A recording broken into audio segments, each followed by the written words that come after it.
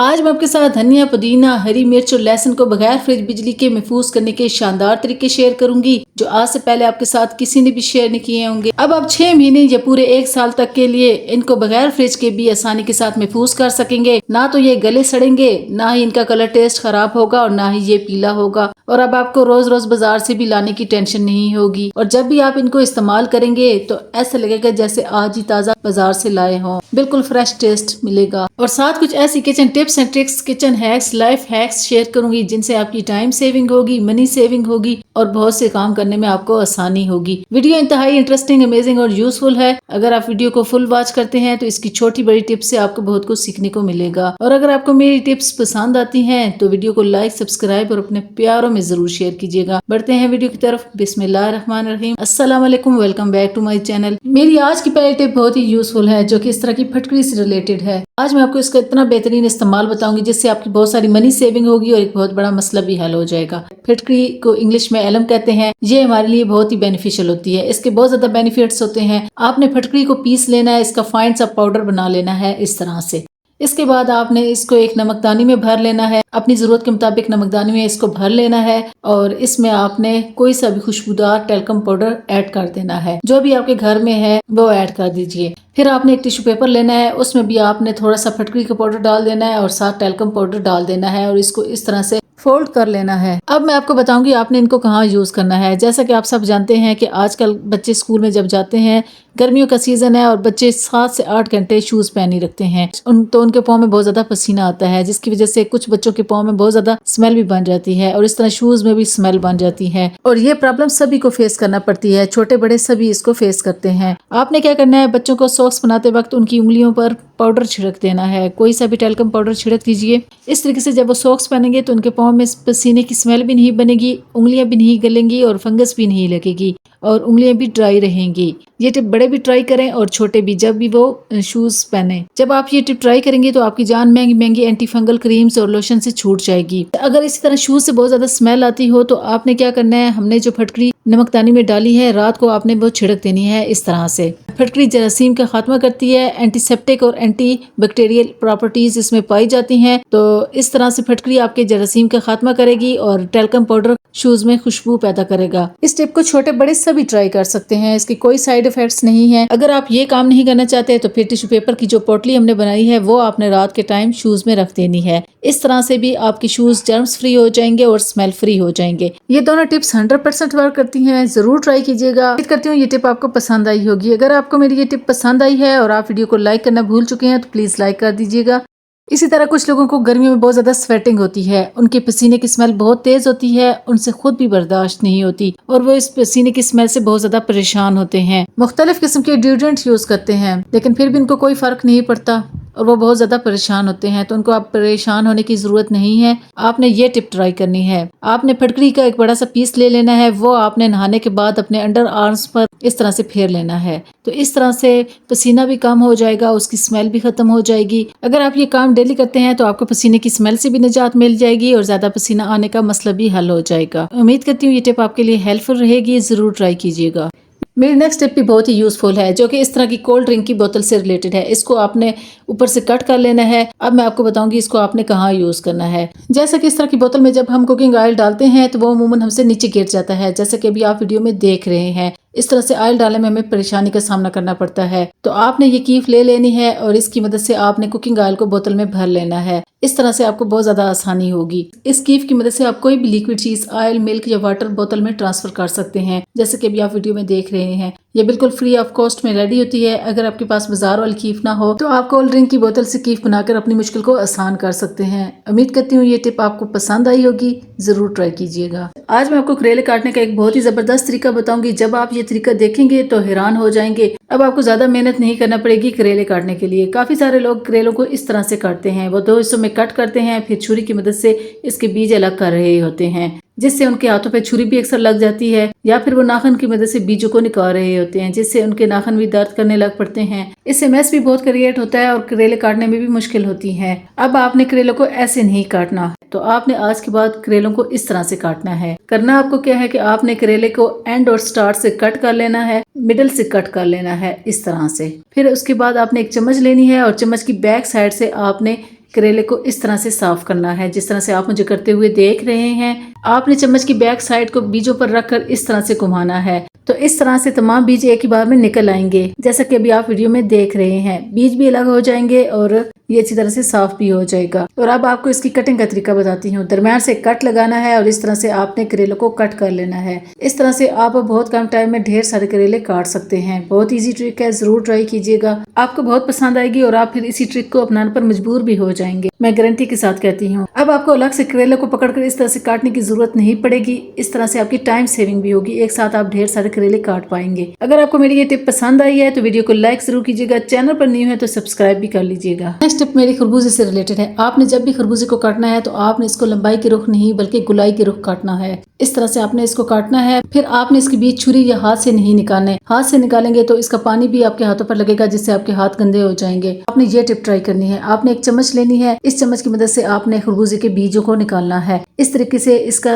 पानी भी वेस्ट नहीं होगा और आपके हाथ भी गंदे नहीं होंगे और खरबूजा भी बहुत अच्छी तरह से साफ और नीट एंड क्लीन हो जाएगा। एक बार में तमाम बीज अच्छी तरह से निकल जाएंगे। इस तरीके से आपके हाथ भी गंदे नहीं होंगे और पानी भी इसका वेस्ट नहीं होगा। ये एक बहुत ही यूजफुल टिप है, इसको जरूर ट्राई कीजिए, आपको बहुत पसंद आएगी। नेक्स्ट टिप भी बहुत ही कमाल की है। आपने अक्सर देखा होगा कि जब भी ट्रैवल के दौरान हम वाटर बोतल लेकर जाते हैं तो बैग में हम रखते हैं तो वो अक्सर लीक करती रहती है। इस तरह से उसका पानी गिरता रहता है, फिर बैग और उसमें पड़ी हुई सारी चीजें गीली हो जाती हैं। या बच्चे स्कूल में वाटर बोतल लेकर जाते हैं तो भी उनके बैग में पानी गिरता रहता है। अगर आप ये वाली टिप ट्राई करेंगे तो इस तरह से आपकी बोतल से पानी लीक नहीं होगा। करना आपको क्या है कि आपने पॉलीथीन का इतना सा पीस ले लेना है, इसको आपने बोतल के ऊपर इस तरह से रख के इसका ढक्कन क्लोज कर लेना है। इस तरीके से आप बोतल को जिस तरह से मर्जी चाहे रखें, पानी बिल्कुल भी लीक नहीं होगा। आप इस टिप को ट्राई कीजिए, आपको बहुत पसंद आएगी और ये टिप 100% वर्क करती है।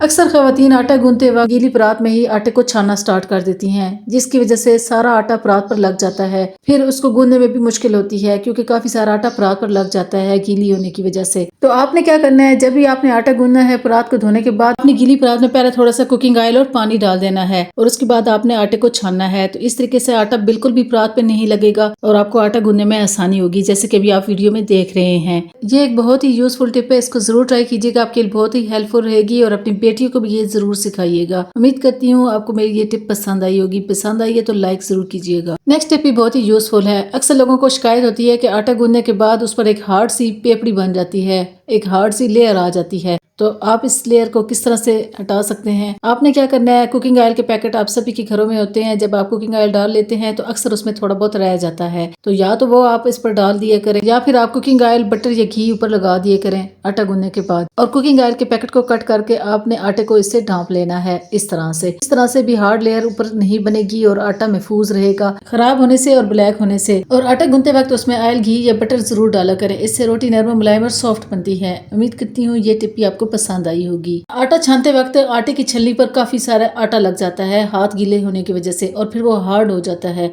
फिर इस छलनी को धोते वक्त अक्सर लोग स्टील वूल यूज करते हैं। आपने स्टील वूल यूज नहीं करनी क्योंकि इसकी तारें फिर छलनी में फंस जाती हैं, जिसकी वजह से छलनी में सुराख हो जाते हैं। अक्सर ये प्लास्टिक जाली की होती हैं या स्टील जाली की होती हैं। तो आपने ये काम करना है, आपने जब भी इनको वॉश करना है तो आपने एक परात लेनी है, उसमें आपने गर्म पानी डाल देना है, थोड़ा सा आपने मीठा सोडा डालना है और थोड़ा सा आपने डिश वॉश लिक्विड डाल देना है। इन दोनों चीजों को अच्छी तरह से मिक्स कर लेना है और फिर आपने इसमें छलनियां डिप करके 10 से 15 मिनट के लिए छोड़ देनी है। इस तरह से तमाम आटा सॉफ्ट हो जाएगा। फिर आपने एक टूथब्रश लेना है और इसकी मदद से इन छलनियों को आसानी से साफ कर लेना है इस तरह से। अब आसानी के साथ ये छलनियां साफ हो रही हैं। अगर आप स्टील वूल यूज करेंगे तो उसकी तारें छलनी की जाली में फंस जाएंगी और उनमें सुराख हो जाएंगे और ये दोबारा इस्तेमाल के काबिल नहीं रहेंगी और फिर आपको न्यू लेनी पड़ेंगी। तो आप हमेशा टूथब्रश की मदद से ही इन छलनियों को साफ किया करें। अब आप देख सकते हैं ये कितनी अच्छी तरह से साफ हो चुकी हैं। अब मैं इनको वॉश करके भी दिखाती हूँ। ये देखिए बहुत अच्छी तरह से ये साफ हुई हैं। तो इस तरह से आपकी छलनियां सुराख होने से महफूज रहेंगी। आप इस टिप को ट्राई कीजिए, आपको बहुत पसंद आएगी।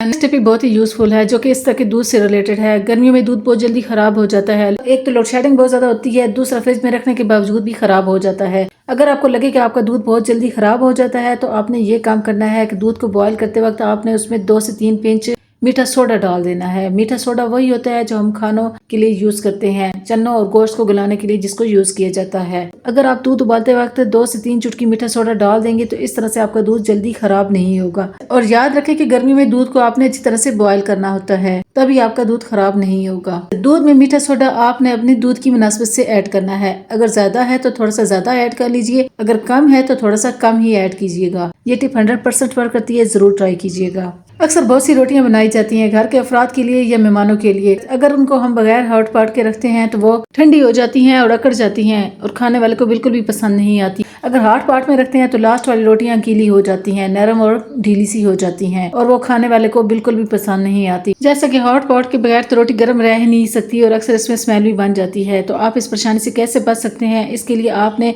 हॉट पॉट में रोटियों की दजी के नीचे कागज का एक टुकड़ा और साथ अदरक का एक छोटा सा पीस रख देना है। इस तरीके से गर्म रोटियों का पानी जो कि भाप की शक्ल में दजी में जज़ब हो गया है, वो तमाम पानी कागज जज़ब कर लेगा और अदरक से आपके हॉट पॉट में स्मेल पैदा नहीं होगी और रोटियां फ्रेश रहेंगी। जैसा कि अभी आप देख रहे हैं दजी का तमाम पानी कागज जज़ब कर रहा है। आप चाहें तो इसके नीचे टिश्यू पेपर भी रख सकते हैं। इस तरह से आपकी रोटियां नरम और ढीली नहीं पड़ेंगी और पानी भी इनमें नहीं पड़ेगा और इस तरह से आपका हॉट पॉट ड्राई रहेगा। आप चाहें तो रोटियों की दजी के ऊपर भी एक कागज रख सकते हैं। इस तरह से ढक्कन पर भाप और पानी नहीं बनेगा और आपका हॉट पॉट मुकम्मल तौर पर ड्राई रहेगा। ये एक बहुत ही यूजफुल टिप है, इसको ट्राई कीजिए, आपको बहुत पसंद आएगी। मेरी नेक्स्ट टिप भी बहुत ही यूजफुल है जो कि प्रेशर कुकर की रबड़ से रिलेटेड है। अक्सर हमें गोश्त या चने को गलाना होता है तो हम जैसे ही प्रेशर कुकर को देखते हैं तो उसकी रबड़ ढीली हो चुकी होती है, लूज हो चुकी होती है। तो आपको अब परेशान होने की ज़रूरत बिल्कुल भी नहीं है। आपने रबड़ लेनी है और इसको आपने फ्रीज़र में 15 मिनट के लिए रख के छोड़ देना है। 15 मिनट के बाद ये काफ़ी टाइट हो जाएगी। 15 मिनट के बाद जब आप इसको निकाल कर देखेंगे तो आप हैरान हो जाएंगे, ये बहुत अच्छी तरह से हार्ड हो चुकी होगी। अब आप इसको प्रेशर कुकर के ढक्कन पर जैसे ही लगाएंगे तो ये टाइटली होकर इस पर लगेगी। इस तरह से आपका प्रेशर कुकर भी फटने से महफूज रहेगा और इसकी गैस भी बाहर नहीं निकलेगी। आप इस टिप से अर्जेंट फायदा उठा सकते हैं, 100% वर्क करती है। लेकिन आपने हर बार ये काम नहीं करना, 2 से 3 बार आप सिर्फ कर सकते हैं। आपने इस टिप से रबड़ ना होने की सूरत में ही ये काम लेना है, अदरवाइज आपको न्यू ही लेनी पड़ेगी। नेक्स्ट टिप मेरी टाइम सेविंग से रिलेटेड है जो कि इस तरह के ब्लैक चनों से रिलेटेड है। इन चनों को गलने में बहुत ज़्यादा टाइम लगता है और अक्सर ख़वातीन जब रात को भिगोना भूल जाती हैं तो वो दूसरे दिन परेशान हो जाती हैं कि अब इनको इतनी जल्दी कैसे गलाया जाए। तो आपने परेशान नहीं होना, आपने ये टिप ट्राई करनी है। आपने चनों को अच्छी तरह से धो लेना है और इसके बाद आपने इन पर गर्म पानी डाल देना है। 1 टेबल स्पून आपने इसमें मीठा सोडा ऐड कर देना है और ½ टेबल स्पून आपने नमक ऐड कर देना है। इनको अच्छी तरह से मिक्स कर लेना है और इसके बाद आप चाहें तो इसको हॉट पॉट में रख लीजिए। अगर हॉट पॉट में नहीं रखना चाहते तो आप इसको धूप पर रख दीजिए। अगर आपके घर में धूप लगती है 1.5 से 2 घंटे के अंदर ये बहुत अच्छी तरह से सॉफ्ट हो जाएंगे। अब आप देख सकते हैं ये चने बहुत अच्छी तरह से सॉफ्ट हो चुके हैं। फिर आपने इन चनों को अच्छी तरह से वॉश कर लेना है। प्रेशर कुकर में गर्म पानी डालना है, प्याज डालने हैं और नमक डालना है। प्याज इसलिए डालना जरूरी है कि इस तरह से आपको प्याज अलग से फ्राई नहीं करना पड़ेंगे, ये आपके चनों के साथ ही गल जाएंगे। तो इस तरह से आपकी टाइम सेविंग भी होगी, गैस सेविंग भी होगी और मसाला बनाते वक्त आपको प्याज अलग से फ्राई नहीं करना पड़ेंगे। जैसे कि अभी आप देख सकते हैं ये प्याज बहुत अच्छी तरह से गल चुके हैं। इस तरीके से प्याज शोरबे में नजर भी नहीं आते। ये एक बहुत ही यूजफुल टिप है, जरूर ट्राई कीजिएगा, आपको बहुत पसंद आएगी। मेरी नेक्स्ट टिप इस तरह के गिलास जार से रिलेटेड है। इस तरह के चटनी, जैम्स और अचार के जार सभी के घरों में खाली पड़े होते हैं और इनको अक्सर लोग फेंक देते हैं, लेकिन कुछ लोग इनको यूज करते हैं। लेकिन इनके साथ ये मसला होता है कि इनका स्टिकर उतारना बड़ा मुश्किल होता है। तो आप इनका स्टिकर किस तरह से इजिली उतार सकते हैं, इसके लिए आपने गर्म पानी ले लेना है, उसमें आपने इन जार्स को डिप करके 10 से 15 मिनट के लिए छोड़ देना है। इस तरीके से इन जार्स के स्टिकर्स 10 से 15 मिनट में इजिली रिमूव हो जाते हैं और बहुत ही नीटली रिमूव होते हैं, कोई एफर्ट नहीं करना पड़ती। जैसे कि अभी आप वीडियो में देख रहे हैं ये कितने अच्छी तरह से साफ हो रहे हैं। इसके बाद आप इनको किसी डिश वॉश लिक्विड से अच्छी तरह से वॉश कर लीजिए, ये बहुत ही अच्छी तरह से शाइन करने लग पड़ेंगे। उम्मीद करती हूँ ये यूजफुल टिप भी आपको पसंद आई होगी, जरूर ट्राई कीजिएगा, 100% वर्क करती है। आज मैं आपको हरी मिर्चें महफूज करने का शानदार तरीका बताऊंगी जिससे आप पूरा साल हरी मिर्चों को एंजॉय कर सकेंगे और ये आपकी मिर्चें बगैर फ्रिज के भी खराब नहीं होंगी। आपने हरी मिर्चों को अच्छी तरह से धोकर इनकी सबसे पहले डंडियां उतार लेनी है, फिर आपने इनको कट करना है इस तरह से। छोटे बड़े पीसेस में रफली इनको कट कर लीजिए इस तरह से और इसके बाद आपने इनको ग्राइंडर जार में डालकर पीस लेना है। मोटा मोटा ही आपने पीसना है, बहुत ज्यादा फाइन पेस्ट इनका नहीं बनाना। या हावन दस्ते में भी आप इनको मोटा मोटा कूट सकते हैं। इसके बाद आपने एक ट्रे लेनी है, इस पर आपने इनको फैला देना है। चाहे तो आप किसी सूती कपड़े पर भी इनको फैला सकते हैं और धूप पर आपने इनको 1 घंटे के लिए रख देना है। 1 घंटे के बाद आपने इनको किसी सायेदार जगह पर रख देना है सूखने के लिए। चाहे तो पंखे के नीचे रख दीजिए, क्योंकि गर्मियां हैं तो ये जल्दी अब ड्राई हो जाती हैं। सर्दियां होंगी तो 2 से 3 दिन आपके लाजमी लग जाएंगे। धनिया और पुदीने को भी मैं स्टोर करने का तरीका बताती हूँ। आप इस तरीके से इन चीज़ों को स्टोर करेंगे और फिर आप इससे अपना कारोबार भी कर सकते हैं। इसके लिए आपको वीडियो को एंड तक वॉच करना होगा। आपको कटिंग का तरीका, धोने का तरीका और इसको बगैर फ्रिज के महफूज करने का तरीका मुकम्मल डिटेल के साथ गाइड करूंगी। सबसे पहले आपने फ्रेश हरा धनिया लेना है। इसके बाद आपने गले सड़े हुए पत्ते अलग कर लेने हैं। इस तरह से ये गले सड़े हुए पत्ते अलग करना जरूरी है, क्योंकि इनकी वजह से फिर दूसरा धनिया भी खराब हो जाता है। तो यहाँ पर मैंने गले सड़े हुए पत्ते अलग कर लिए हैं। फिर आपने इसको इस तरह से वॉश करना है। आपने गर्मियां है तो बहुत ज्यादा ठंडा पानी लेना है, बर्फ वाला ले लीजिए तो बेस्ट रहेगा। यहाँ पर मैंने काफी ठंडा पानी लिया है। ठंडे पानी की वजह से हरा धनिया जल्दी खराब नहीं होता और इसका कलर खराब नहीं होता, ये ग्रीन ही रहता है। आपने हरे धनिए को 3 से 4 मरतबा अच्छी तरह से धोना है। जहाँ तक आपने धोना है कि इसका पानी आपको साफ नजर आने लगे। जैसा कि अभी आप देख सकते हैं, इसका पानी अब आपको साफ नजर आ रहा है। मैंने इसको 3 से 4 मरतबा धोया है। फिर इस धोए हुए धनिए को आपने किसी जाली वाली टोकरी में डालना है, ताकि पानी इसका अच्छी तरह से निकल सके। अब इसको ड्राई होने के लिए हमने टोकरी में छोड़ दिए। इतनी देर में मैं आपको पुदीने को वॉश करने का तरीका और इसकी कटिंग का तरीका बताती हूँ। पुदीने के लिए आपको फ्रेश पुदीना लेना होगा और इसके हार्ड डंडियों को आपने पहले कट करना है। इस तरह से आपने इसकी हार्ड डंडियों को पहले कट कर लेना है इस तरह से, और इसके बाद आपने इसके गले सड़े हुए पत्ते अलग कर लेने हैं। गले सड़े हुए पत्ते अलग करना जरूरी है। अगर आप इनको अलग नहीं करेंगे तो इससे आपका पुदीना सारा खराब हो जाएगा। गले सड़े हुए पत्ते अलग करने के बाद आपने पुदीने को अच्छी तरह से वॉश करना है। इसको भी आपने ठंडे पानी से वॉश करना है। 3 से 4 मरतबा इसको वॉश करना है। यहाँ तक वॉश करना है कि इसका पानी आपको साफ नजर आने लगे। इसके बाद आपने इसको टोकरी में डाल लेना है और इसका पानी ड्रेन होने के लिए इसको छोड़ देना है 10 से 15 मिनट के लिए। इसको आपने धूप पर नहीं रखकर ड्राई करना। 10 से 15 मिनट हो चुके हैं, इनका पानी अच्छी तरह से निकल चुका है। अब मैं आपको इनकी कटिंग का तरीका भी बताती हूँ। सबसे पहले आपने धनिया को इस तरह से कट करना है। इसकी खराब डंडी को आपने पहले कट करना है, फिर आपने इसको दरमियाने साइज में कट कर लेना है।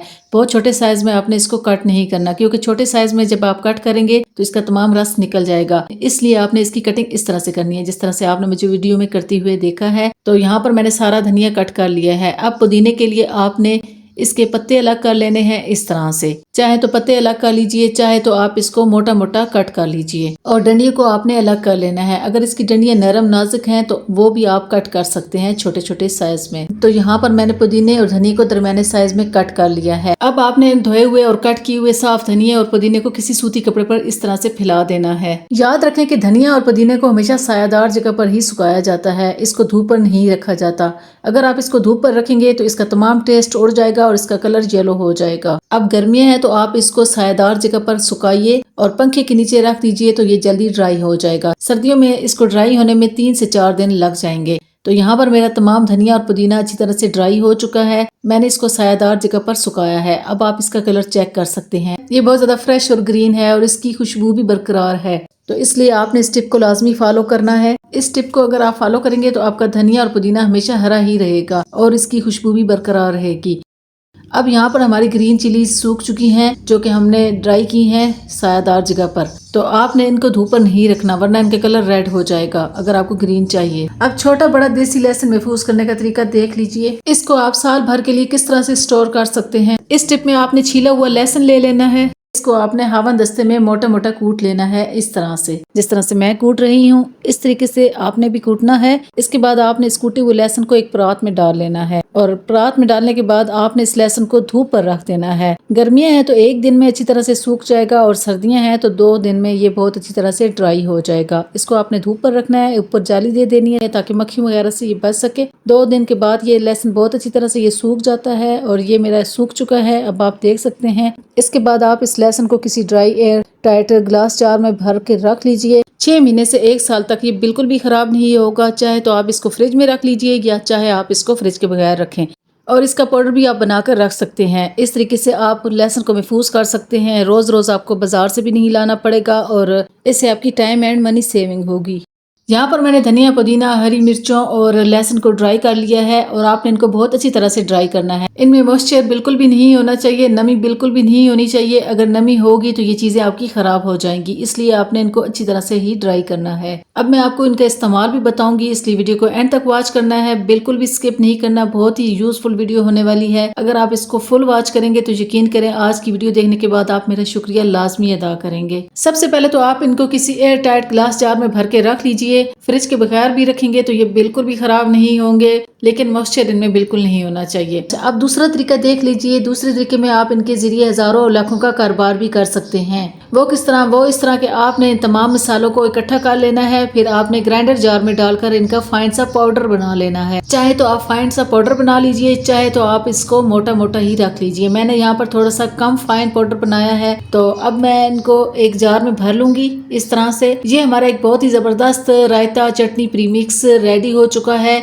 इस तरह से ये बिल्कुल फ्रेश टेस्ट आपको मिलेगा। इससे आपकी टाइम सेविंग भी होती है, मनी सेविंग भी होती है। आप इसको 6 महीने से 1 साल तक बगैर फ्रिज के भी स्टोर कर सकते हैं। उसके लिए आपको इसमें नमक डाल देना है और फ्रिज में भी आप इसको रख सकते हैं। एक बार आप इसको बना लीजिए, इससे आप आसानी से चटनी और रायता बना सकते हैं इस तरह से, जैसा कि अभी आप देख रहे हैं। जस्ट आपने दही लेना है और 1 से 1.5 चम्मच जितना आपको जरूरत है वो आपने दही में ऐड कर देना है। ये आपका इंस्टेंट चटनी और रायता प्रीमिक्स रेडी हो जाता है। यकीन कर इतना जबरदस्त टेस्ट मिलता है, ऐसे लगता है जैसे अभी आपने फ्रेश चटनी या रायता बनाया हो, और बार बार आपको चटनी और रायता भी नहीं बनाना पड़ेगा। इस टिप के जरिए आपको रोज रोज धनिया पुदीना भी नहीं लाना पड़ेगा, एक ही बार आपको ये प्रीमिक्स बनाना पड़ेगा। और अगर आपके पास धनिया और पुदीना फ्रेश ना हो या घर में बिल्कुल भी ना हो तो आप इस टिप से अर्जेंट फायदा उठा सकते हैं। एक बार बस बना लीजिए और जब जरूरत हो फौरन से दही में ऐड कर लीजिए। इस टिप से न सिर्फ आपकी टाइम सेविंग होती है, मनी सेविंग होती है, बल्कि आप हजारों और लाखों में भी कमा सकते हैं। आप इस तरह से तमाम मसालों को ड्राई करके इनका प्रीमिक्स बना लिया करें